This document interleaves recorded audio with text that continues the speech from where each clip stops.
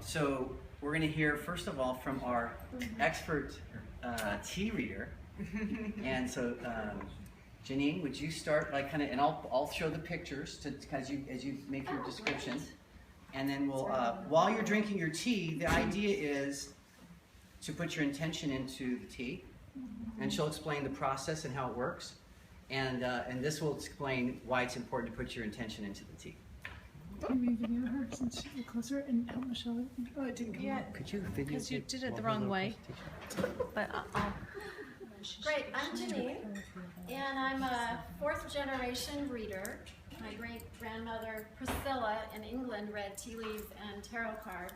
It was passed on to my great-uncle and then my mother, and then she passed it on to me. And she said, you have to read tarot cards, and that was, I think I was 8 years old.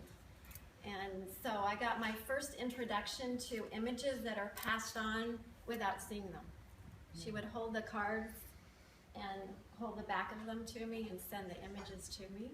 So I learned fairly young that you can transfer energy, visuals, even through the air. And with the tea leaf readings, the water is imperative, and water, of course, is life. And in China, they discovered that if you boil the water with the tea leaves, the leaves that are dried, they accidentally fell in. Do you know the story of it, of how it got started? It's really fascinating. There was a whole, the emperor was riding through China, through a very far off region, and he had learned the power of boiling water. And he was beginning to heal people with boiled water. And one day there was a tree, not a bush, a tree, very large tree, and the leaves were dried, and they fell into his boiling water. And the leaves unfurled, and this scent and this oil and this aroma came out of it, and he knew instantly that this was healing and powerful. And he drank from that boiling water and shared it with everyone. And the fascinating story is that it made it to the Buddhist monks. And the Buddhist monks were drinking this tea, and they discovered that they could meditate for hours. And they were both in meditative state, but alert and awake. They could meditate for hours because of this elixir. And it was so special and so magical and so healing. And it was carried across the Silk Road, and Japan took it up, and they created the tea ceremonies that were very much influenced by the Buddhist way of making it sacred, and doing a ceremony that brought in tranquility and serenity, yet knowing that when you drank of this elixir, you would also have clarity of mind. You would be able to have awesome intentions that were starting to manifest in visualizations. And the Buddhist monks would go off and meditate after they drank their tea. And they would come back and they'd peer into their cup and they'd see these patterns of the leaves. So they were actually our first tea leaf readers. And it turns out that even though on one side of the family I was introduced to tea leaf reading from England and very Victorian, and I don't normally wear this. I usually have a Victorian hat, so this was fun. And then on my father's side, he became a Zen Buddhist and meditated at Mount Baldy. Do you know the Zen Center at Mount Baldy? So I was influenced by that side and by my mother's side. So here I am doing tea leaf readings. I do bring an astrological proponent to it as well. And what makes it really magical is that as you're drinking the tea that you're drinking now, you can have the intention that a visualization of what you'd like to manifest is actually shown in the leaves, and that the leaves will actually fall into the right spots on my special cup, so that when I read it, I'm getting the picture that the universe would like to share with you in this moment. So you're not just drinking water, you're actually drinking it with this intention, and your own thoughts, your own energy, your own radiant energy is being transferred into the water. So what I'm going to be doing is taking a teaspoon of water out of your cup, transferring it to my cup, sprinkling leaves in it, and then you're going to energize them in my cup, and then you're going to turn it upside down in the saucer, and then I'm going to read the cup where all the leaves have stayed. And I'm going to read the saucer. And the saucer actually is like a timetable, so I can actually give you time frames that are trying to unfold for you. Wow. So it's really powerful. And I did some more research too when I found out that Johann Gardner also is finding out that not only are our thoughts and our energy and our vibration pass through the water, but that the water truly has memory, and it has memory of where it's been, and that you can transfer that memory to other bodies of water, like homeopathy, where you have tinctures and you get just the essence of it, and then the whole energy body is changed and transformed. So hopefully as I give you back your image and your visualization of what was in that cup, you can continue to drink it and expand on it and walk from this evening and manifest it. So thank you for allowing me to be a part of this visualization and energy process. So amazing, thank you.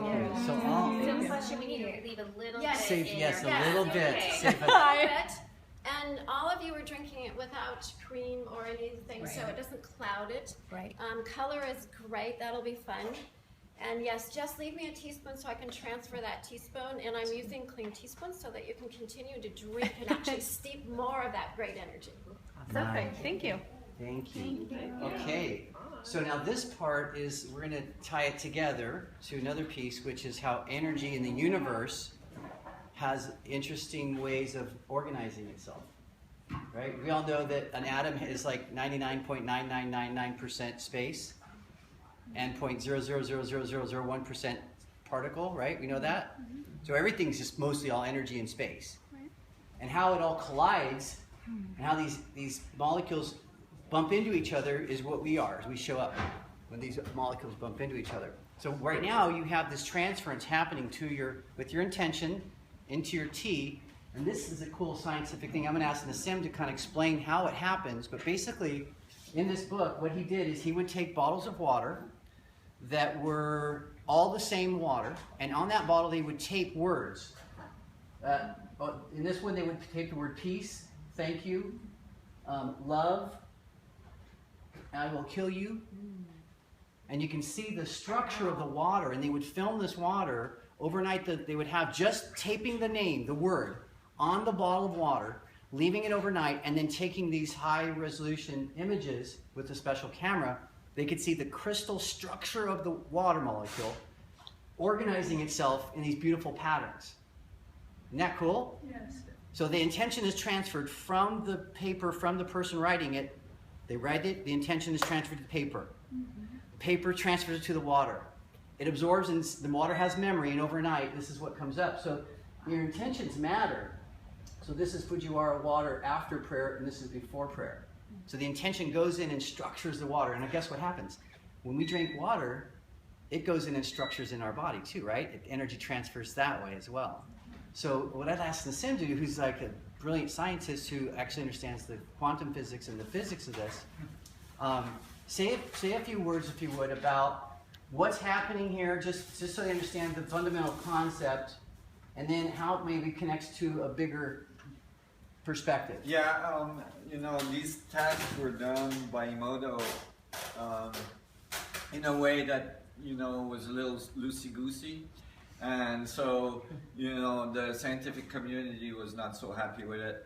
But it was reproduced by the Russian in the second study, and because it's published in Russia, then, in generally the Western world, kind of ignores it. But in the Russian test, it was interesting that they got the person that was taping the word on the bottle to tape, like if they tape anger, to feel the opposite, like to feel love, or to see if it was like literally the word or the intent of the assistant or the lab person, and they got the results, similar results, but it was the intention of the lab person, not the word that they were putting on the thing.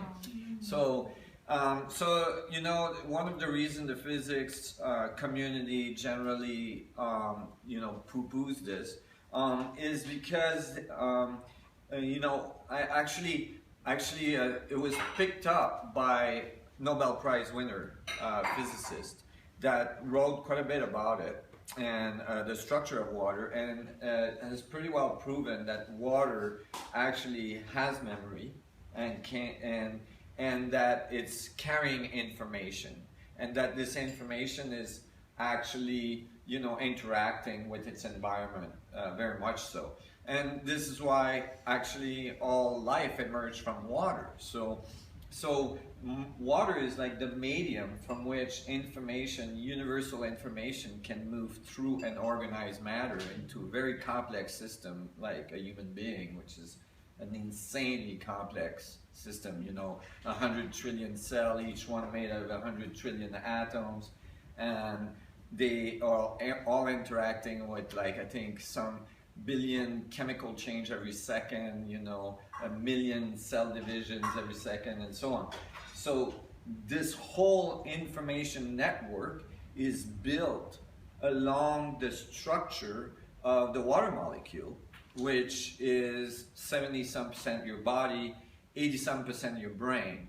And, you know, it's largely ignored, but it's actually the source of the organization structure of biology. And that source, when you look at the water molecule is a tetrahedral structure. And when you solve Einstein field equations in certain ways, with holographic solution that I published, which predicts the radius of the proton more precisely than any other theory on the planet, you actually find that the water molecule organization, the way it organized, is similar to the way space and time organize itself. And that's why the water is the conduit for space and time to talk to the material world. And so, you know, your intent, the way you interpret the field, is modifying space and time, and the result is water in its vicinity get modified by your intent. So you can actually, and I'm just saying this really quickly and loosely, but you can actually describe the mechanism under which life emerged this way, but as well under which consciousness actually influenced water. And, you know, I'm going to Europe to actually present a paper on, you know, this general subject, which has to do with how consciousness emerged from, you know, the water in the brain. So, you know, that's... Thank you. That's amazing. Amazing. Yeah. Thank you. And the last thing I want to say before you go up, and we'll probably do this, because dinner's going to be ready. How soon, Shannon? 10 minutes? Yes. Okay. So what I'm thinking is, I just love this. So he's got a new book, this guy, Moto. Unfortunately, he just passed away from what Nassim was just saying. Yeah. But this is the picture of the conclusion. Love and gratitude in the surf. And so I was just thinking how grateful I am to have Whitney in my life. And she's riding the wave of life with me. And she's attracted all these amazing, wonderful women in her life that she cherishes all of you. And so help me celebrate Whitney tonight. We're going to have dinner. While we're having dinner, people, as they want, can run upstairs and have a private reading. They'll take about 7 to 10 minutes. Is that right? And then so... Remember to bring your recording device, ladies. Everybody have a recording device. So We got it. It's so true. Yeah. And then after that, we'll have some fun and chill and then have a dessert. So, ready, honey, for dinner? And your mom made homemade carrot cake. Oh, I was gonna say banana cream pie. Gluten-free. That's your favorite. Whitney's gluten-free, so she got a gluten-free carrot cake. Awesome. Lovely. And so we'll get started with Thanks, having a Mama seat Rex. with dinner. And then, Whitney, would you like to be the first to do your tea reading? Probably do my reading first so then I can spend the most time with everyone. Perfect. Then why don't you we need to save our, know our... save your little nuggets. I'm saving my Save your tea. little bit. Visualize what you're creating. I am. And whenever you're ready, honey, you can go up and Okay, come here down. are the tattoos, By the time ladies. you get I'm down. leaving you with the scissors. You know what, we And if someone could redo Michelle's for me, that would be